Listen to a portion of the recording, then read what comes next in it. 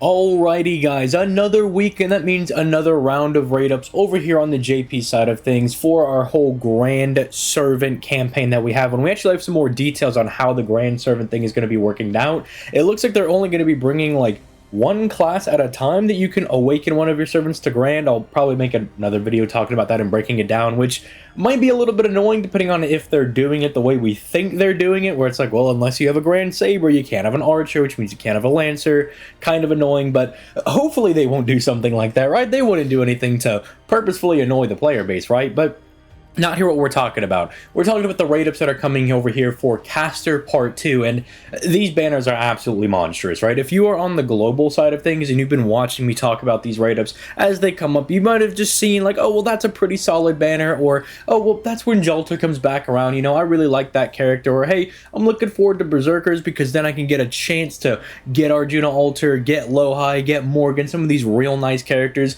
This one is absolutely monstrous. I mean, you can see the first banner we have over here is Scathach-Skadi. So realistically, if you're trying to pinpoint a time to just start snagging a bunch of supports and really just take your account up to the next level because you're lacking in some of these, this would be where you want to dump a lot of your Sancors. So thankfully, as a global player, you can see how good the Ordeal Call 4 banners are going to be to see if you can just dump everything into this at the beginning of April, or wait till May and go ahead and go on some of those Ordeal Call banners, because to be fair, Ordeal Call banners could be a bunch of like really nuts supports as well, so that's just a nice thing about playing on the global side. But yeah, so starting off with the first banner over here, Skadi. Is she worth going for currently right now in JP, 2 years ahead of now? I would say yes, she's still worth going for. It's really hard to say that a character that still offers a massive battery, can offer some attack support with, well, I guess not attack, but damage support and being able to lower the enemy's defenses, and then giving you that massive quick buff to help your quick characters loop a bit better while also giving them a lot of extra damage.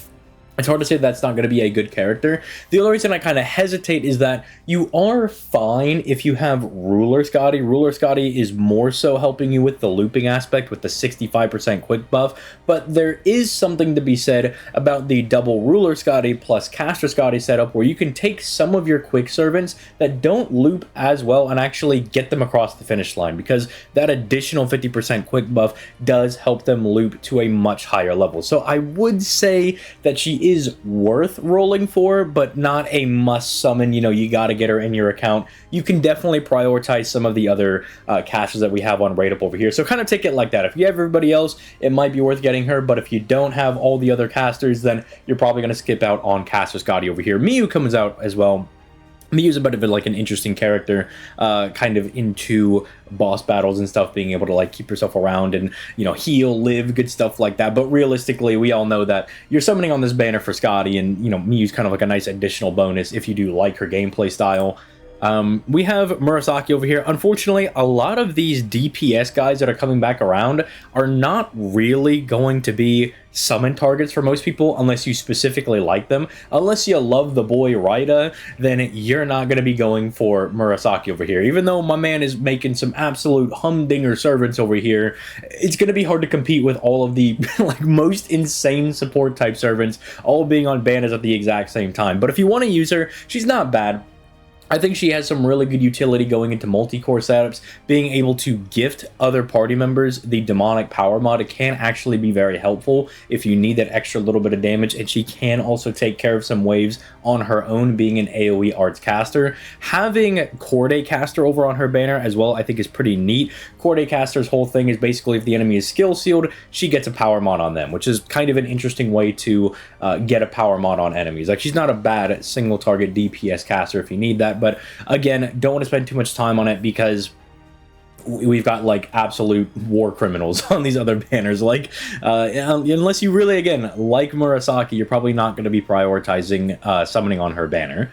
So yeah, then this is so funny. They put Daikokten on Castoria's banner because they're like, where do we put the character that, you know, doesn't really have a good spot on any team? Where do we put them? Let's just put them on Castoria's banner, because Castoria's banner, you know, everybody's going to be summoning on this one. If you don't have Castoria, you're going to be ripping on this banner like an absolute mad lad, because this is still probably the best character in the game. And because what are they not doing, right? 30% battery to the entire party. It's like functionally the reason why the arts team is so good at doing multi-core setups, right? Because you can give everybody 30% per Castoria. 2 Castorias means that you can give your slot 1 and slot 2, if you put your DPSs in that first 2 slots, they can get 60% by, plug suiting 1 Castoria out. That's already ridiculous. But then they both have that 20% battery on their second skill that's also NP gain supporting the entire party, and they're giving the big arts buff, and they're giving you a threat against humanity buff, and you're getting an invincibility, and then you have her NP where she's giving, everybody the solemn defense, which is still like the best defensive effect in the game. That is hit base, which you can easily manipulate with people like your Morgans if you're doing the immortal setup, with the other art support in Lady Avalon, who gives you the overcharge levels on her charisma. She's debuff cleansing. She has a 30 to 50% attack buff that she gives to the entire party for 3 turns. Like, just one of the most insane charismas in the game. There's just not a whole lot that this character doesn't do. I mean, realistically, the only thing she doesn't do is what? Heal the party.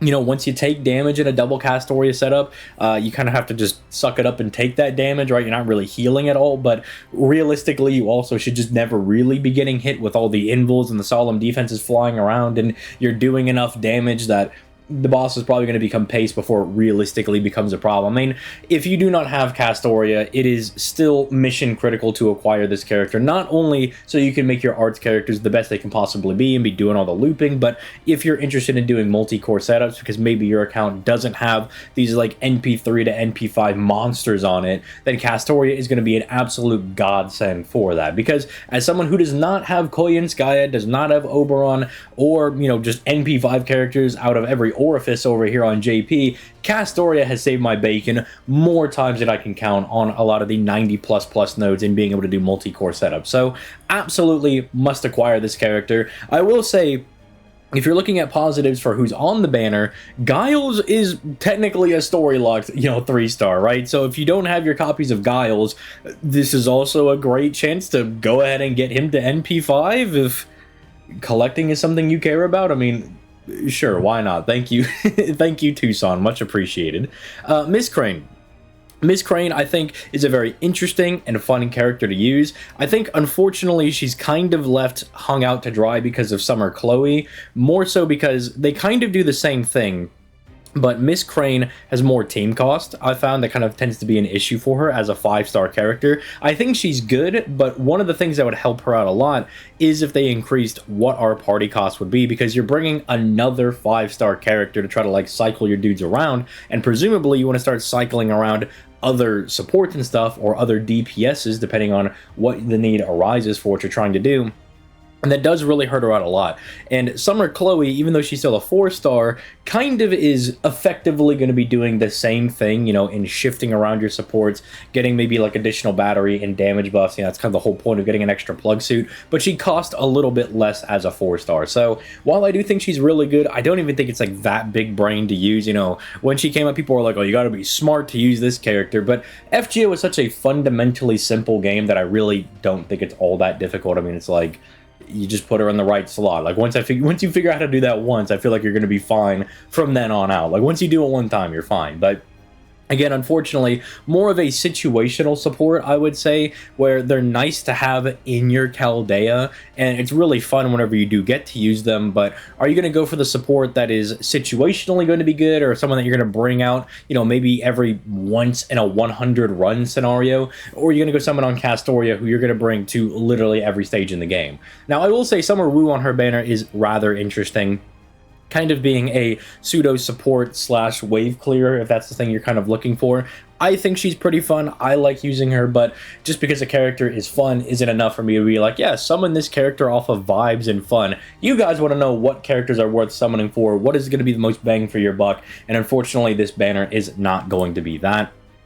Izumo, I think, is pretty well positioned because she has Yui on her banner. Now, Yui is one of those characters that is kind of a sleeper hit whenever we do get the Samurai Remnant collaboration, because, Iori's a really solid, like, free-to-play servant. We get Takaru a little bit before the event, Takaru kind of taking the spot as the best, like, arts saber AoE farmer type person, right? Kind of a niche spot to hold, but, he's pretty good. And then you have the Raiko, Ushigozen, sorry, her name slipped my mind for a second, who is like a really monstrous quick AoE character that like under certain conditions can really be doing just massive amounts of damage. But then Yui as her 4-star character, like the 4-star character on the banner, was really insane. Like she was almost the chase for most people, myself included, because she's just a really solid, I want to kind of say omni card support, because technically depending on what buffs you have determines what different buffs you'll be able to get, with like the arts one at least being guaranteed because she's able to give people that arts buff. So really solid character. I think this banner, if you already have the supports, is really good to go on, because you can get Yui, who herself is not a bad support character. You can get the additional copies of Castoria you need if you are interested in using him for Black Grail Buster farming, because the NP1 that you have at the beginning of the game that you get from, you know, doing Fuyuki, that's not going to cut it, right? Like if you're going to try to like run into like 90++ nodes with your NP1 Kucaster, you're just going to get floored. So being able to get those additional copies to make him do even better in those 90++ nodes, that's really solid. And then the 5-star in Izumo, I think is good enough that you could maybe make the argument of summoning on this if you already have the support type characters, because again, big battery is capable of doing some pretty good damaging turns. They are quick, but like I always say, single target quick is the place you want to be at, because your single target quick characters just tend to be bonkers. I mean, like look at, you know, new Dantes. We have like Bisquio and Wanjina, I do think is actually pretty solid. I mean, you could just start like listing them off. Like single target quick has a bunch of monsters, whereas like AoE quick, because they're kind of competing with farming servants, tend to maybe get left in the dust a little bit. But this one is not a bad banner. This is definitely a very solid one, where the 5-star is really solid, the 4-star is really solid, and you want to get additional copies of the 3-star character. All right, then we have Ace the Savior, or Tonaliko, or Morgan 3, Summer Morgan, Beach Queen Morgan, whatever you want to call her. This is a character that I've been getting questions about lately, and I have been more and more pushing for as a really strong character that comes out on NA this year. This is one of those characters that when she came out, I didn't want to be too biased, because obviously everybody knows I love Morgan, and I didn't want to say like, oh, this is like the best character that came out this year, maybe outside of Kukulkan, right? And saying that she's like the second best. So I was like, you know, let's just put her at like number 5 or something. Like, let's just be a little passive about it. But in using her more and more and more, even outside of like Koyenskaya and Oberon setups, she just remains like really, really insane. Like I've done a couple of videos talking about different setups you can do with Ace the Savior, and talking about how the 3rd skill restriction, I think people are a bunch of dummies where they were like, oh my goodness, look at this restriction, when functionally the way that her gameplay like works out with her NP reducing the charge of that 3rd skill, it's barely a restriction at all whatsoever. There are very, very easy ways to go ahead and guarantee get that 3rd skill available on turn 2 without Koyenskaya.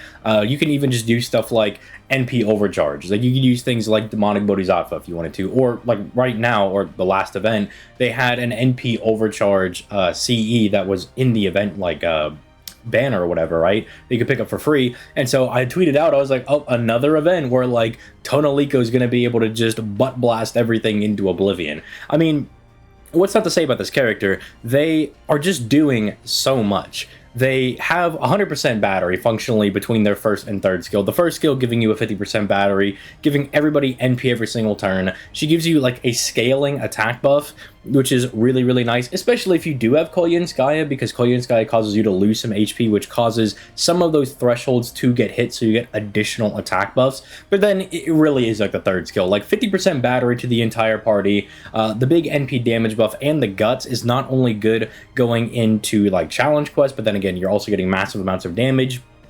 Just an insanely strong character. Like for me, someone that doesn't have Koyen Light or Oberon, she allows me to still do Buster looping just because of how strong she is in and of herself, right? It's pretty much like the same setups you would be doing for Buster anyway, where you give one of your guys like a 50% starting charge CE, but I've even done things with her starting at 0%. Like I said, during the Dante Alighieri event, you know, the overcharge CE that we had started you off with 0%, and so I just had to use her normally, and she was still able to absolutely cook with that, right? This character is ridiculously strong. I cannot sing their praises enough. I will probably save that for the anniversary, though, whenever we do actually get her properly over here on the NA side of things. But if you're playing JP and you're like, is this character worth going for? I will still say, make sure you have like your Castoria, make sure you bag that, because, again, hard to compete with the best unit in the game, but if you've already done that, this character should be in consideration to summon for, because they are just an absolute monster. Now, unfortunately, the 4 and 3 star on our banner, not the craziest, because you can get Paracelsus on any banner, and Medea Lily is not really needed in team comps. I mean, she's really only bringing healing to teams, but who knows, maybe you get a copy of her while summoning on this banner, and then they give her some weird, crazy niche later on down the line. Alice, we all know how crazy Alice is. This character came out during the MiHoYo collaboration. I mean, the thing that really stood out to me that was like hilarious for them is that she has such a low cooldown on her 3rd skill, and that gives her the little birdie buff, as I'm calling it, which is just like functionally solemn defense. I think she's really strong going into like boss fights and stuff. Like, I think her performance in some of those has been really strong. But as far as trying to use her in like 90++ nodes, I have not actually gotten enough experience in using her in there. Whenever like I'm going into like a boss fight or like a the lore, what are they called? Challenge quest. Sorry, they completely slipped my mind for a second. But like, you're going into like a challenge quest for an event. I have like brought her a couple of times, and we've used her to some good success. Like, she is actually really strong. I'm not trying to demean her on that, but I know a lot of people are going to be like, but how is she in farming? How does she loop? Is she looping all over the place? And I can't tell you from my experience how well she's able to do, because I do not own her, right? Unfortunately, I don't have Alice. I was going all in on Alco. I didn't get Alco either. So while I can give you like a pretty good gauge on like, oh, well, if you bring like a friend Alice going into a boss fight, you know, you'll be able to cook. As far as, oh, I bring a friend Alice and I try to get her to loop, you know, Quick doesn't exactly do that very well, right? Quick servants like to have all the supports available to them, not you try to bring them on the friends list and then bring like your own ruler and Castoria-Skadi and try to make something happen, right? Like, you definitely could do that for some of them, but, you know, I didn't want Alice to have a worse looking performance if I were to do something like that. But again, I can say very impressive going into boss fights. I do really like using her in there. Just feels like a very solid, strong servant overall. She's just kind of doing all the things you would want somebody to do, from, you know, large batteries, buffing up her NP gain, giving herself the general card buffs. I mean, she does also just get like the attack and defensive buffs on like 3 different battlefields, right? Like Dark, City, and Forest. Like, that's just really strong in and of itself. Kind of hard to argue with that. Like, she could just have very, very impressive looking at turns and fights that she could be good in. But yeah, with that being said, realistically, the main thing to be going for, I think, on this one is Castoria. I think Ace the Savior and Alice could be considered as like the next ones to go for, but I do think Ace the Savior has more team utility and can help out your account a bit more than Alice can. But I can also kind of understand it if you're a MiHoYo fan. You could definitely prioritize her over Ace a little bit. I don't really have a problem with that, because at this point, some of these characters are just like looking so good that if you want to go for one over the other, like if I could tell you Ace, I think is better than Alice, but then, you know, it's not like you're really losing out on much, because the quality of Servant is just so high that, you know, like, as long as you're not trying to summon for Murasaki Shikabu, right? If you're like, well, instead of going for Ace or going for Alice, I'm summoning for Murasaki, I'm going to tell you, look, unless it is the character you are planning to grail and make your Grand Caster, you're a fool, all right? You need to go for one of these other two because of how insanely powerful they are. But with all that being said, let me know in the comment section down below which banners you're going to be summoning on, whether you're playing on JP or you're going to be waiting for this to come over on the NA side of things. I know that I am still personally waiting with bated breath for the Assassin banners, which I think are the next set of banners. So like Koya and Sky might be 2 weeks, unless there's an extra class one. But I'm trying to remember. I can't remember right now. It's like super early in the morning. These banners come out like when I wake up in the morning. So I don't know. I'll have to check when I wake up a little bit more. But yeah, you guys have yourself a good rest of your day. I will catch you guys later today, by the way, because I'm swapping my stream schedule back to Monday, Wednesday, and Friday at 6 p.m. The Tuesday, Thursday, Friday, or the Tuesday, Wednesday, Friday was not working out because I kept forgetting when my days were. I was like, wait, am I streaming on Wednesdays or am I not streaming on Wednesdays? And I was getting too confused on that. So we're just going to go back to Monday, Wednesday, Friday, dual streaming on the Twitch in the description down below and also here on the YouTube channel. So yeah, be looking forward to that. But now I'm for real going to stop yapping and go ahead and get out of here. You guys have yourselves a nice rest of your day. Oh my goodness. And I'll catch you guys in the next one.